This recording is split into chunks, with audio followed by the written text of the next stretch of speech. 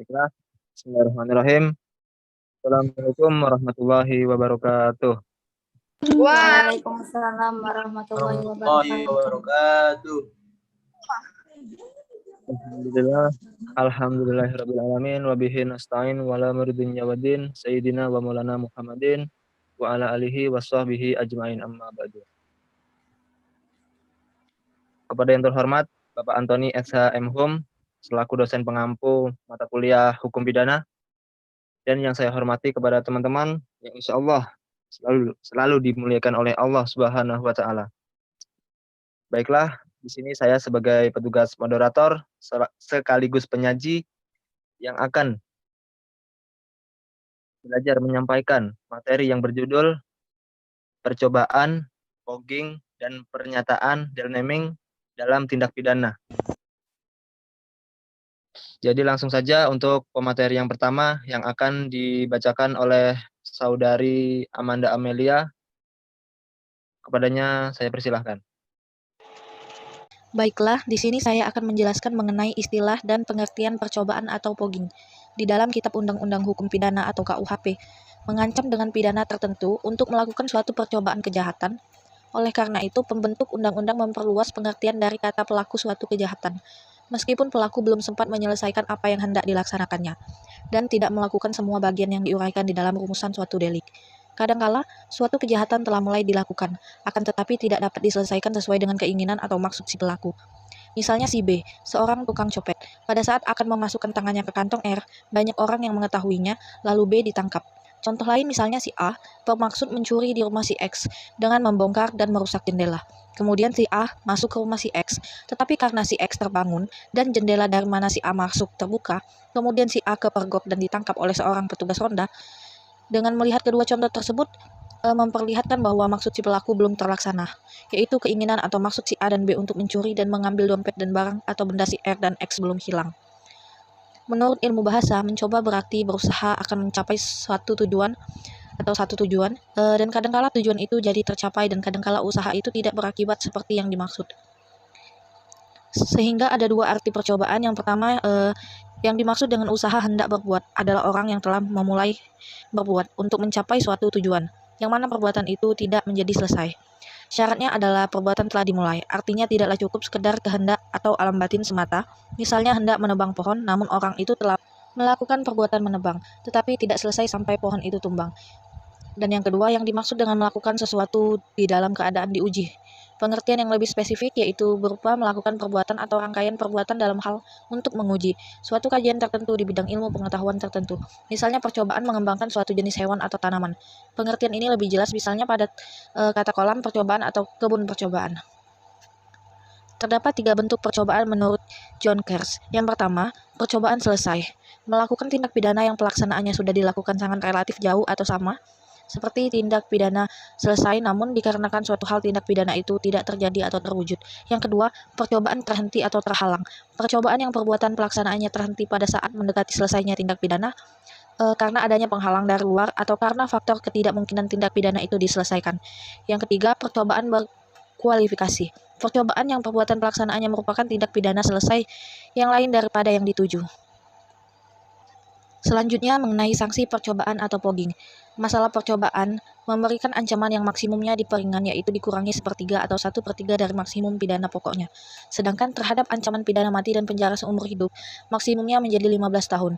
Pengurangan tidak diberikan bagi pidana tambahan pada pasal 53 ayat 2, 3, dan 4 KUHP. Pada pasal 53 KUH pidana ayat 1, mencoba melakukan kejahatan dipidana jika niat itu telah ternyata dari adanya permulaan pelaksanaan dan tidak selesainya pelaksanaan itu bukan semata-mata disebabkan karena kehendaknya sendiri. Ayat 2, maksimum pidana pokok terhadap kejahatan dalam hal percobaan dapat dikurangi 1/3. Ayat 3, jika kejahatan diancam dengan pidana mati dan pidana seumur hidup, dijatuhkan pidana penjara paling lama 15 tahun. Ayat 4, pidana tambahan bagi percobaan adalah sama dengan kejahatan selesai. 4 KUH pidana, mencoba melakukan pelanggaran tidak dipidana. Perumusan dalam redaksi pasal 53 KUHP tersebut dianggap sebagai kabur dan menimbulkan berbagai penafsiran. Penentuan perbuatan mana yang merupakan percobaan bagi masing-masing kejahatan dalam pasal-pasal KUHP diserahkan kepada ilmu hukum pidana dan jurisprudensi. Pasal 53 ayat 1 KUHP hanya menjawab pertanyaan yaitu, padahal apa percobaan yang sia-sia untuk melakukan suatu delik dapat dihukum. Dengan demikian, percobaan untuk melakukan kejahatan terancam hukuman bila maksud si pembuat sudah nyata dengan dimulainya perbuatan itu, dan perbuatan itu tidak selesai hanyalah lantaran hal yang tidak bergantung kepada kemauan sendiri. Oleh karena itu, ada 4 syarat yang harus dipenuhi supaya suatu percobaan untuk melakukan suatu delik dapat dihukum. Yang pertama, delik yang dicoba mesti merupakan kejahatan. Yang kedua, maksud untuk melakukan kejahatan itu mesti nyata. Yang ketiga, kejahatan itu mesti sudah mulai dilakukan. Dan yang terakhir, kejahatan itu tidak diselesaikan hanyalah karena sesuatu hal yang tidak dikehendaki oleh si pembuat. Baiklah, untuk materi selanjutnya akan dilanjutkan oleh Saudari Fira Anisya. Silahkan kepada Fira Anisya. Unsur-unsur percobaan. Jika kita tinjau isi pasal 53 ayat 1 KUHP dapat diketahui adanya 3 unsur dari percobaan, yaitu 1 adanya niat atau maksud, 2 adanya suatu permulaan atau pelaksanaan, 3 tidak selesainya pelaksanaan itu semata-mata bukan karena kehendak sendiri. Teori dasar pemindahan terhadap percobaan.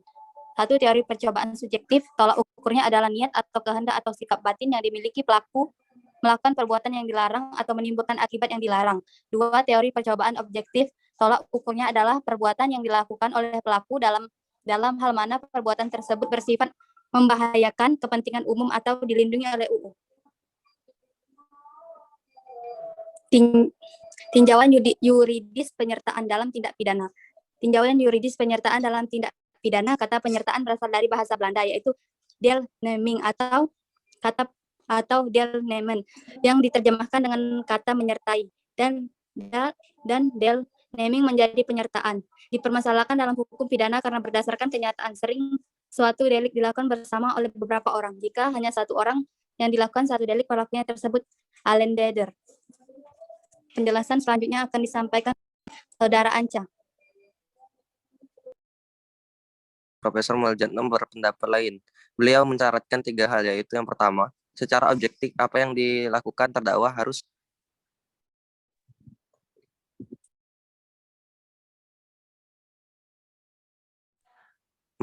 terpencet. Jadi nomor 2, saya lanjutkan nomor 2, secara subjektif ditinjau dari sudut niat harus tidak ada keraguan lagi bahwa yang dilakukan terdakwa ditunjukkan diarahkan kepada delik tersebut. Yang ketiga, apa yang dilakukan oleh terdakwa merupakan perbuatan melawan hukum. Selanjutnya perlu dicatat bahwa oleh karena delik yang dituju tidak diketahui lebih dahulu, bahkan harus ditetapkan antara lain. Dengan mengingat perbuatan yang dilakukan, maka istilah permulaan pelaksanaan pada pasal 53 KUHP tidak mungkin mempunyai arti yang tetap. Untuk itu diperlukan bukti-bukti terlebih dahulu. MVT menemukan bahwa perbuatan persiapan atau acts of profession tidak dapat dipidanakan, sedangkan perbuatan permulaan pelaksanaan dapat dipidanakan. Teori-teori percobaan atau fogging.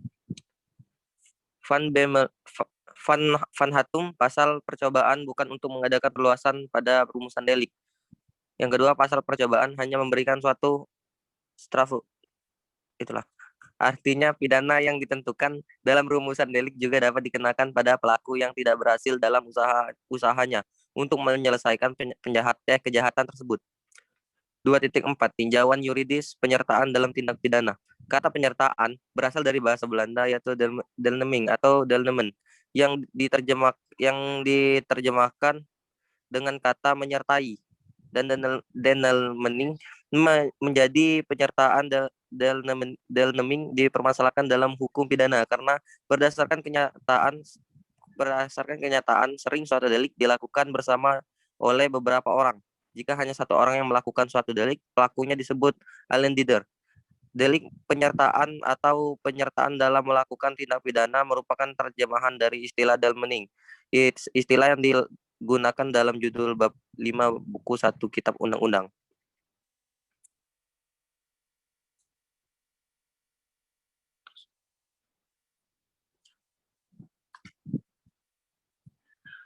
Kitab Undang-Undang Hukum Pidana KUHP. Dalam bahasa aslinya bab 5 deelneming van Strijdvesten yang kemudian oleh para ahli diterjemahkan ke dalam bahasa Indonesia dengan terminologi berbeda-beda. Andi Zainal Abidin dan Andi Hamzah menggunakan istilah penyertaan sebagai terjemahan dari Dalmening, namun mengartikan judul bab 5 buku 1 KUHP dengan bentuk delik melakukan dan bentuk-bentuk penyertaan. Hal ini dikarenakan adanya istilah pledger atau pelaku dalam pasal 55 KUHP. Istilah penyertaan juga digunakan oleh tim penerjemah Badan Pembinaan Hukum Nasional Departemen Kehakiman dalam kitab Undang-Undang Hukum Pidana KUHP. Tidak dijelaskan tentang definisi delik penyertaan Dalmening. Penyertaan Dalmening. Yang ada hanyalah bentuk-bentuk penyertaan. Nama pengertian dikemukakan oleh Wirjono Prajodikoro, yaitu mengenai turut sertanya seorang yang lebih turut serta seorang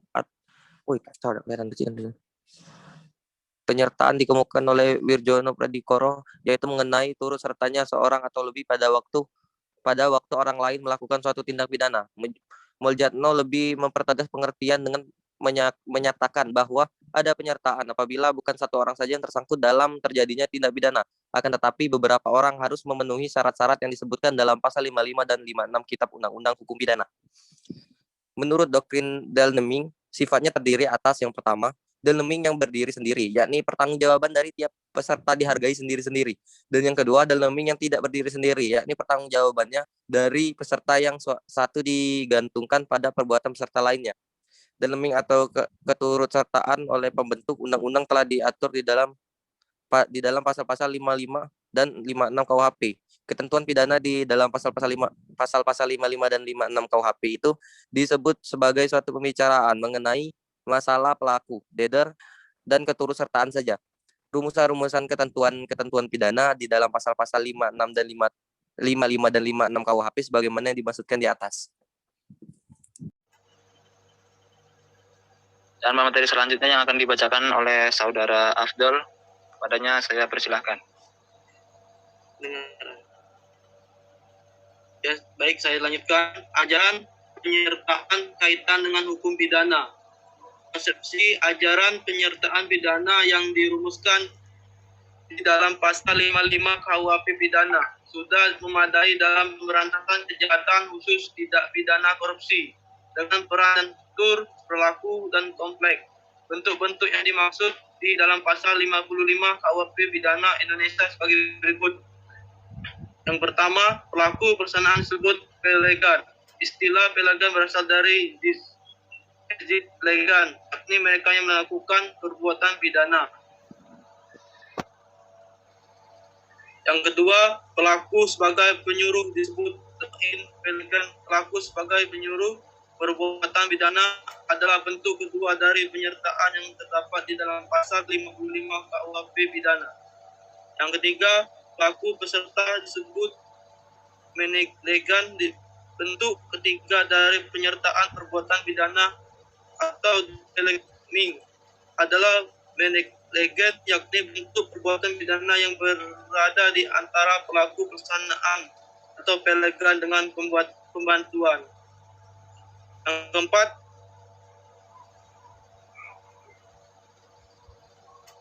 Yang keempat, pembujuk atau pengajur disebut with token.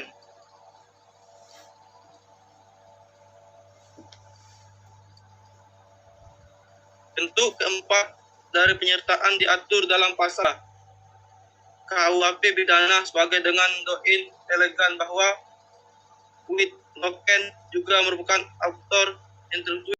Ya, baiklah. Demikianlah tadi pemaparan dari kelompok kami. Jadi kesimpulannya yaitu Kitab Undang-Undang Hukum Pidana pada umumnya dijabarkan kepada dua macam unsur, yaitu unsur objektif dan unsur subjektif. Yang dimaksud dengan unsur objektif adalah unsur yang ada hubungannya dengan keadaan, yaitu di dalam keadaan mana tindakan dari si pelaku harus dilakukan. Sedangkan unsur subjektif adalah unsur yang melekat pada diri si pelaku atau berhubungan dengan diri si pelaku. Unsur subjektif dari sesuatu tindak pidana. Kedua, tentang penyertaan sebagai dasar memperluas dapat dipidananya orang yang tersangkut dalam terwujudnya delik. Penyertaan diatur dalam pasal 55 dan 56 KUHP, yang berarti bahwa ada dua orang atau lebih yang melakukan suatu tindak pidana, atau dengan perkataan ada dua orang atau lebih mengambil bagian untuk mewujudkan suatu tindak pidana. Baiklah, saran tindak kriminalitas akan tidak pernah berhenti terjadi. Hal tersebut membuatnya upaya penegakan hukum melalui institusi hukum seperti kepolisian dan kejaksaan perlu terus ditegakkan dan ditingkatkan, karenanya dalam rangka mewujudkan pembangunan hukum nasional yang bersumber pada keadilan dan kebenaran. Sudah sewajarnya apabila pengetahuan hukum tentang hukum pidana dan tindak pidana kenyataan perlu ditingkatkan di kalangan penegak hukum serta menyerta agar proses penegakan hukum dapat berhasil menciptakan ketentraman dalam hati nurani masyarakat. Baiklah, langsung saja untuk yang selanjutnya, yaitu sesi tanya jawab. Jadi buat teman-teman yang ingin bertanya silakan bertanya. Jadi kelompok kami membuka 2 sesi pertanyaan. Untuk sesi yang pertama kami buka, silakan ada yang ingin berbicara, yang bertanya. Moderator. Ya baik, terima kasih kepada Saudara Rino. Silakan ajukan pertanyaannya. Percobaan hanya dapat terjadi pada kejahatan yang mengandung unsur-unsur kesengajaan. Coba jelaskan maksudnya apa? Ya baik, terima kasih kepada Saudara Rino telah memberikan pertanyaannya. Baiklah, beri kami waktu untuk mencari jawaban dari rekan-rekan kalian. Izin bertanya. Baik, silakan saudara bisa yang mau bertanya. Baiklah, perkenalkan nama saya Bersat Andri Evi dari kelompok 1 ingin bertanya. Mengapa percobaan terhadap kejahatan itu dipidana, sedangkan terhadap pelanggaran itu tidak dipidana? Sekian dari itu pertanyaan saya. Ya baik, terima kasih kepada saudara bisa yang telah memberikan pertanyaan kepada kelompok kami. Selanjutnya, ada yang ingin bertanya kembali lagi?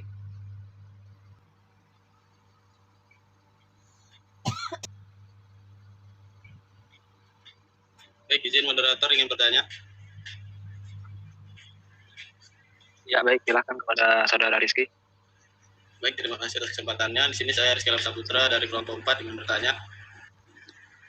Syarat-syarat apakah yang harus dipenuhi dalam percobaan melakukan tindak pidana atau fogging yang diatur dalam pasal 53 KUHP? Sekian, terima kasih. Terima kasih kepada saudara Rizky yang telah memberikan pertanyaannya. Baiklah, beri kami waktu untuk mencari jawaban dari rekan-rekan kalian.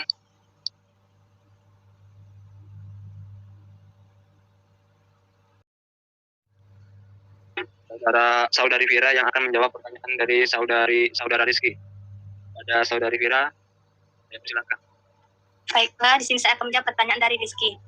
Menurut pasal 53 KUHP, supaya percobaan pada kejahatan pelanggaran tidak dapat dihukum, maka harus memenuhi syarat-syarat sebagai berikut. 1. Niat sudah ada untuk berbuat kejahatan itu. 2. Orang itu sudah memulai berbuat kejahatan itu. 3. Perbuatan kejahatan itu tidak sampai selesai oleh karena terhalang oleh sebab-sebab yang timbul, kemudian tidak terletak dalam kemauan penjahat itu sendiri.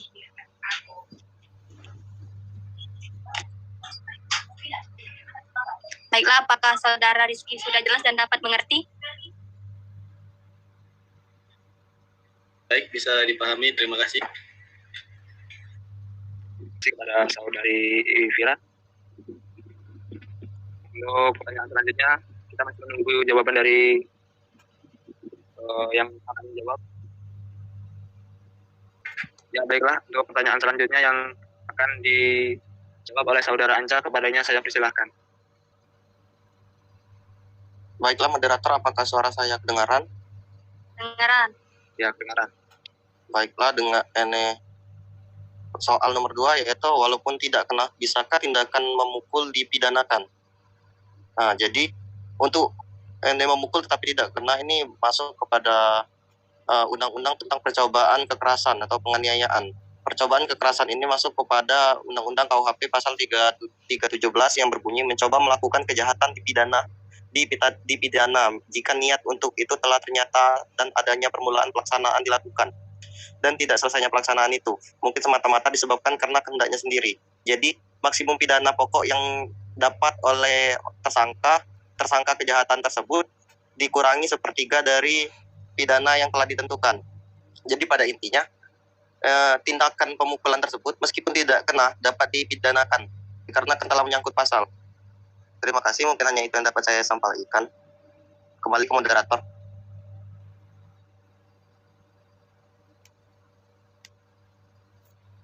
Ya, terima kasih kepada Anda. Apakah sudah paham Saudara Besek dari pertanyaannya tadi? Alhamdulillah sudah paham. Terima kasih. Baik, terima kasih kembali kepada Saudari Besek.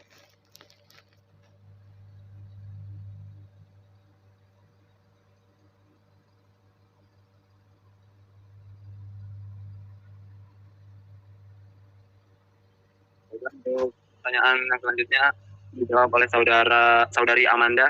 Katanya saya persilakan.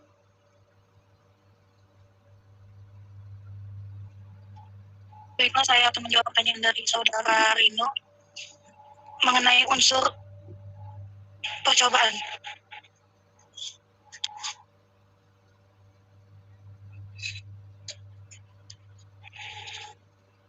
Unsur percobaan atau unsur kesengajaan adalah syarat untuk dapat dipidananya si pembuat tindak pidana. Hal ini berkaitan dengan asas tiada pidana tanpa kesalahan. Maka tidak ada pilihan lain bahwa niat dalam hal percobaan kejahatan adalah kesalahan dalam bentuk kesengajaan. Khususnya kesengajaan sebagai yang dimaksud, niat atau kesalahan juga berkaitan dengan percobaan kejahatan yang dipidana. Dalam hubungannya dengan kalimat mencoba melakukan kejahatan dipidana maupun dengan kalimat yang telah ternyata di dalam permulaan atau pelaksanaan dalam rumusan pasal 53 ayat 1. Pasal 53 ayat 1 berbunyi, percobaan untuk melakukan kejahatan terancam hukuman bila maksud si pembuat sudah nyata dengan dimulainya perbuatan itu dan perbuatan itu tidak hanyalah langkah yang tidak bergantung dari kemauannya sendiri. Sekian dari jawaban saya. Apakah Saudara Rino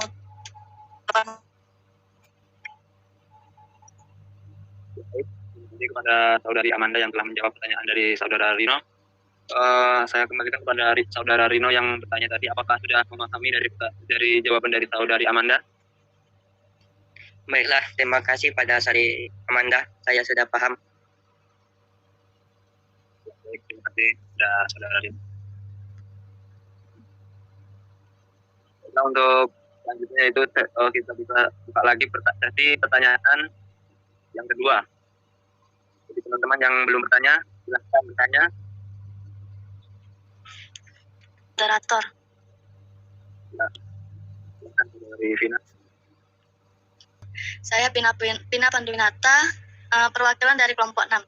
Pertanyaannya itu, bagaimanakah pandangan Memory Van Theoreting MPT mengenai percobaan mampu dan tidak mampunya? Tolong jelaskan, terima kasih. Bagaimana, moderator? Dedek. Ya, baik, terima kasih.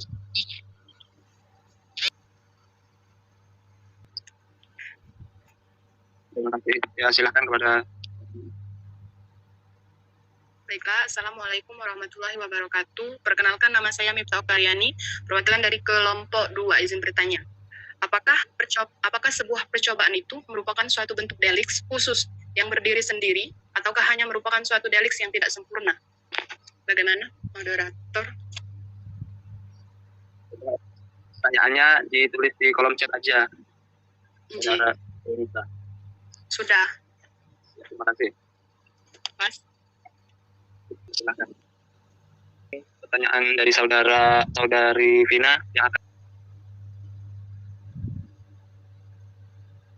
Ya, maaf untuk Amanda yang akan menjawab pertanyaan dari saudari Miftah. Saya silakan.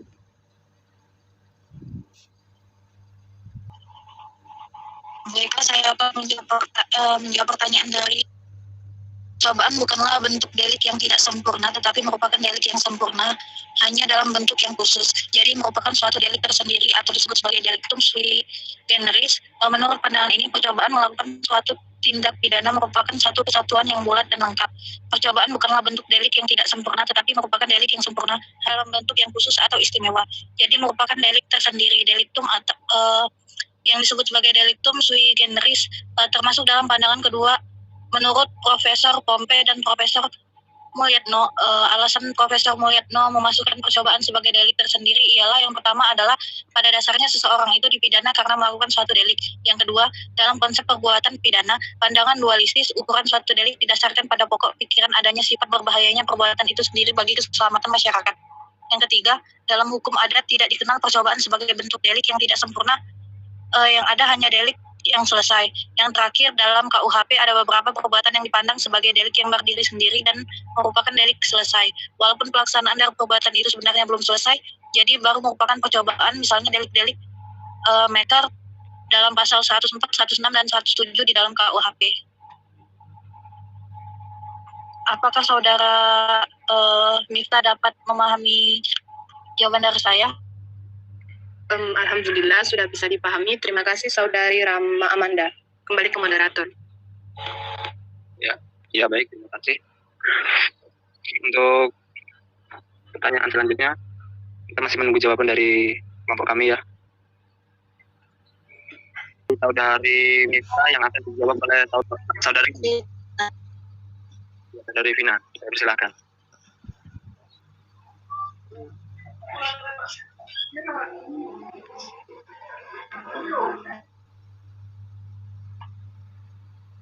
Baiklah, saya akan jawab jawaban dari saudari Pina.